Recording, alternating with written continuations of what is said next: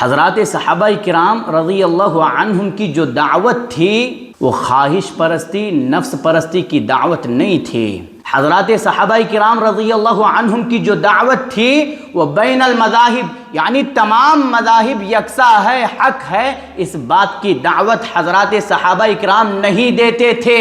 اسلام کی حفاظت انہوں نے کیسے کی ہے؟ امر بالمعروف، بھلائی کا حکم دے کر کے، نہیں عن المنکر، برائی سے روک کر کے حضرات صحابہ کرام نے اس دین کی حفاظت کی ہے۔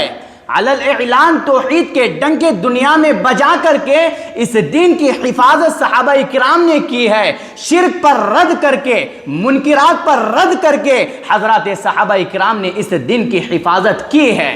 ومن يشاقق الرسول من بعد ما تبين له الهدى ويتبع غير سبيل المؤمنين نوله ما تولى ونصله جهنم وساءت مصيرا۔ الحمد لله رب العالمين والعاقبة للمتقين ولا عدوان إلا على الظالمين، أشهد أن لا إله إلا الله وحده لا شريك له وأشهد أن محمدا عبده ورسوله۔ قال النبي صلى الله عليه وسلم: اللهم أنجز لي ما وعدتني،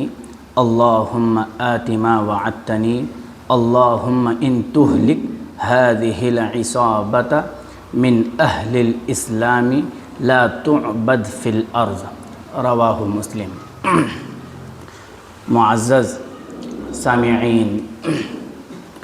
اللہ تعالیٰ کا شکر ہے کہ اللہ تعالیٰ نے مجھے اور آپ کو یہاں پر جمع فرمایا ہے۔ اللہ تعالیٰ سے دعا کرتے ہیں کہ اللہ تعالیٰ ہمارے اس جمع ہونے کو قبول فرمائے۔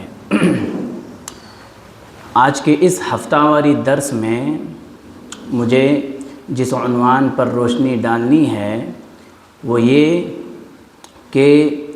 صحابہ کرام رضی اللہ عنہم و رضوا عنہ دین و ایمان کے محافظ ہے۔ صحابہ کرام رضی اللہ عنہم و رضوا عنہ یہ وہ لوگ ہیں جنہوں نے قرآن مجید اور نبی علیہ السلام کی سنتوں کا علم حاصل کیا، پھر قرآن مجید کی تعلیمات اور نبی علیہ السلام کی سنتوں پر عمل کیا، پھر اس دین اسلام کی اشاعت، اس دین اسلام کی دعوت و تبلیغ، اس دین کو پھیلانے، قرآن مجید اور نبی علیہ السلام کی سنتوں کو رائج کرنے میں سب سے اعلیٰ و ارفع اور قائدانہ مقام، بہت ہی اونچا اور اعلیٰ مقام جن ہستیوں کا ہے وہ صحابہ کرام رضی اللہ عنہم و رضوا عنہ ہے۔ دنیا کفر میں بھٹک رہی تھی، اسلام کی یہ دعوت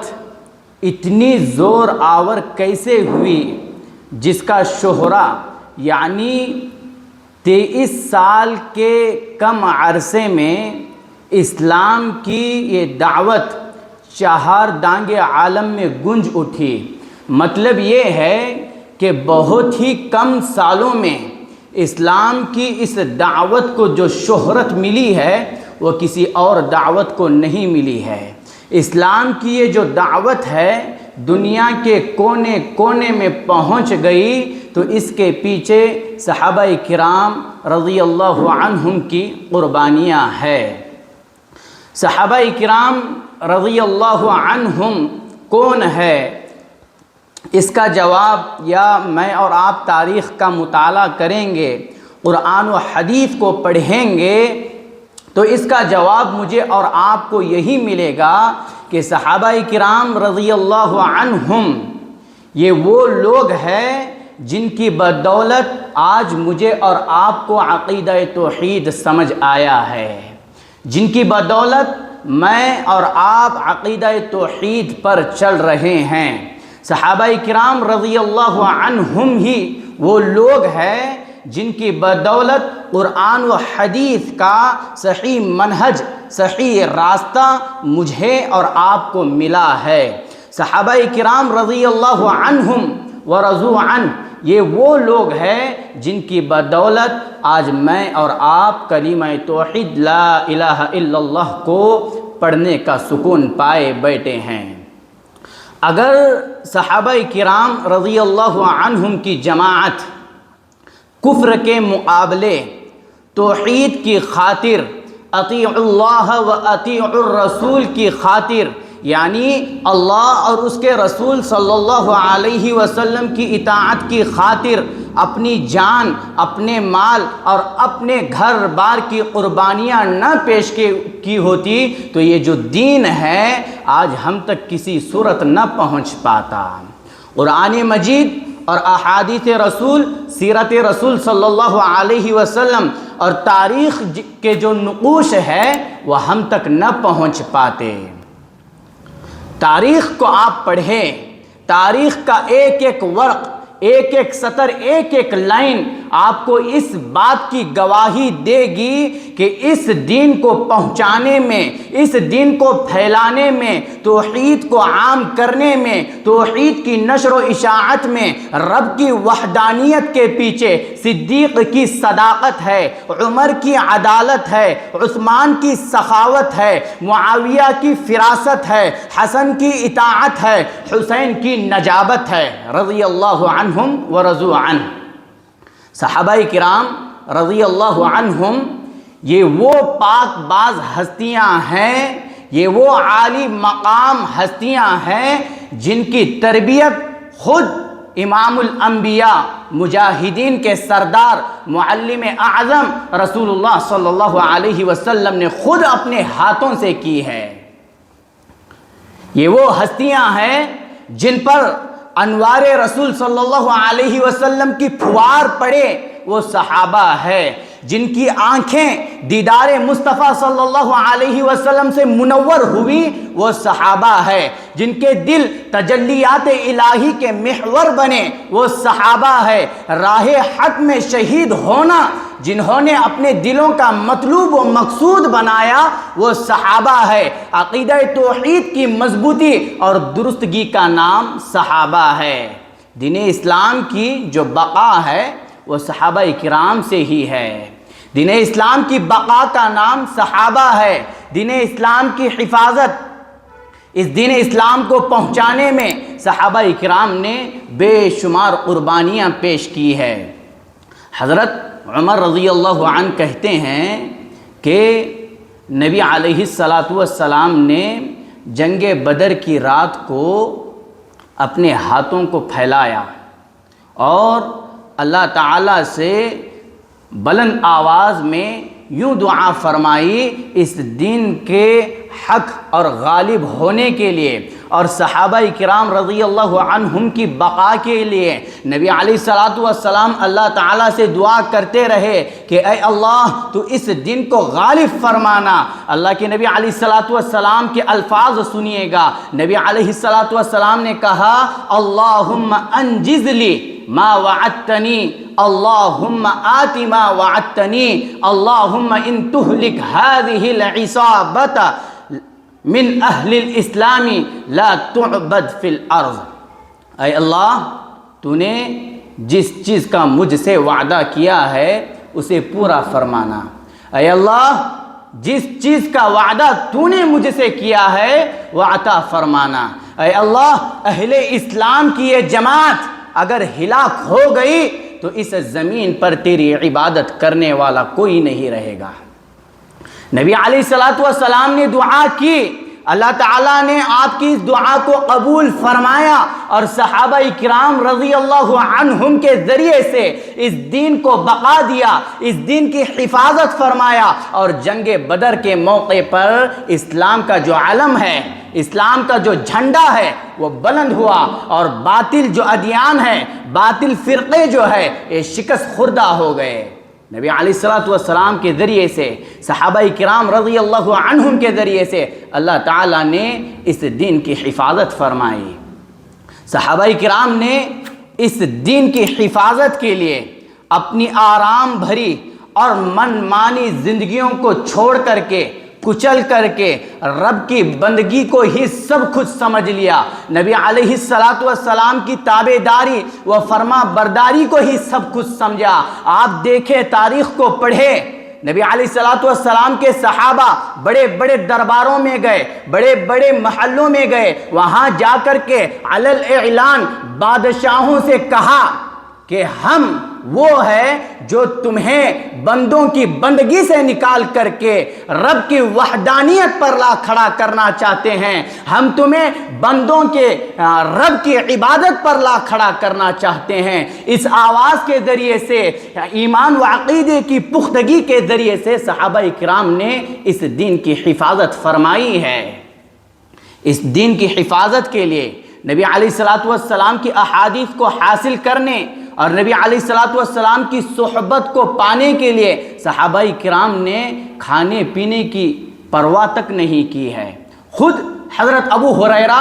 رضی اللہ عنہ کہتے ہیں، اتت علی ثلاثۃ ایام لم اطعم فیها طعاما فجئت اريد الصفة فجعلت اسقط فجعل الصبيان ينادون جن ابو هريرة قال فجعلت اناديهم واقول بل انتم المجانين۔ ابن حبان کی روایت ہے، حضرت ابو ہریرہ رضی اللہ عنہ کہتے ہیں کہ مجھ پر 3 دن ایسے بھی گزرے ہیں جن میں میں نے نہ کھایا اور نہ پیا۔ کس کی خاطر؟ نبی علیہ الصلوۃ والسلام کی صحبت کو اختیار کرنے کی خاطر، نبی علیہ الصلوۃ والسلام سے احادیث کو سننے کی خاطر انہوں نے نہ کھایا اور نہ پیا۔ جب اصحاب صفہ یہ چبوترا ہے، یہ آج بھی موجود ہے، جہاں پر نبی صلی اللہ علیہ وسلم کے اصحاب بیٹھ کر کے نبی علیہ الصلوۃ والسلام سے تعلیم حاصل کیا کرتے تھے۔ اصحاب صفہ کے تعلق سے حضرت ابو ہریرہ رضی اللہ عنہ ہی کہتے ہیں، بخاری کی روایت ہے، میں نے 70 اصحاب صفہ سے ملا، 70 اصحاب صفہ سے میں نے ملاقات کی۔ اتنی غربت، اتنا فاقہ، اس فاقے اور غربت کے باوجود بھی صحابہ اکرام دین کی تعلیم نبی علیہ الصلوۃ والسلام سے حاصل کرتے تھے۔ کہتے ہیں حضرت ابو ہریرہ کہ اصحاب صفہ کے پاس صرف ایک چادر ہوتی تھی، اتنی بڑی، زیادہ بڑی چادر بھی میں نے نہیں دیکھی ہے۔ اتنی چادریں ہوتی تھی کہ بعض کی چادر ٹخنوں تک آتی تھی تو بعض کی چادریں پنڈلیوں تک آتی تھی، اسی میں نبی علیہ الصلوۃ والسلام کے صحابہ گزارا کرتے تھے، اور اس چادر کے کونوں کو اپنی گردنوں سے باندھ کر کے اپنے سطر کو چھپایا کرتے تھے، اور اس فقر و فاقے کی حالت میں نبی صلی اللہ علیہ وسلم کے صحابہ نے نبی سے دین اسلام کی تعلیمات کو حاصل کیے ہیں۔ حضرت ابو ہریرہ رضی اللہ عنہ کہتے ہیں کہ جب میں اصحاب صفہ کو جانے کا ارادہ کیا تو میں درمیان میں ٹھوکر لگ کر کے گر گیا، تو بچے مجھے کہنے لگے کہ ابو ہریرہ مجنون ہو گیا ہے، دیوانہ ہو گیا ہے۔ تو حضرت ابو ہریرہ رضی اللہ عنہ نے پھر کر کے جواب دیا کہ تم لوگ دیوانے ہو گئے ہو، نہ کھانے کی پرواہ کی، نہ پینے کی پرواہ کی، تنگ دستی میں ہی اپنی زندگیوں کو گزارا، لیکن اشاعت اسلام، دین کی تبلیغ، دین کی حفاظت کے لیے ہی جیتے رہے، مرتے رہے۔ جنگ احد کے موقع پر حضرت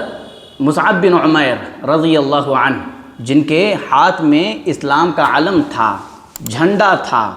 جب کافر نے سیدھے ہاتھ پر حملہ کیا، وار کیا، تو ان کا سیدھا ہاتھ ٹوٹ گیا۔ سیدھا ہاتھ ٹوٹ جانے کے بعد بھی وہ اپنے بائیں ہاتھ سے اسلام کے جھنڈے کو، علم کو تھامتے ہیں۔ جب اسلام کے دشمن کفار نے ان کے دائیں ہاتھ پر حملہ کیا تو وہ ہاتھ بھی ٹوٹ گیا۔ پھر اسلام کا جو جھنڈا ہے، علم ہے، اس کو اپنے سر اور کاندھے کے درمیان سے پکڑتے ہیں۔ یہ مرتے رہے، مٹتے رہے، لیکن اسلام کو گرنے نہیں دیا۔ اسلام کے علم کو، اسلام کے جھنڈے کو، اسلام کی تعلیمات کو ہمیشہ سر بلند کرتے رہے۔ جب دشمن نے تیسرا وار حضرت مصعب بن عمیر پر کیا تو حضرت مصعب بن عمیر رضی اللہ عنہ شہید ہو گئے۔ اللہ اکبر۔ میرے بھائیوں، صحابہ کرام رضی اللہ عنہم نے اس دین کی حفاظت کیسے کی ہے، مجھے اور آپ کو ان چیزوں کا علم ہونا چاہیے۔ حضرات صحابہ کرام رضی اللہ عنہم کی جو دعوت تھی وہ خواہش پرستی، نفس پرستی کی دعوت نہیں تھی۔ حضرات صحابہ کرام رضی اللہ عنہم کی جو دعوت تھی وہ بین المذاہب، یعنی تمام مذاہب یکساں ہے، حق ہے، اس بات کی دعوت حضرات صحابہ کرام نہیں دیتے تھے۔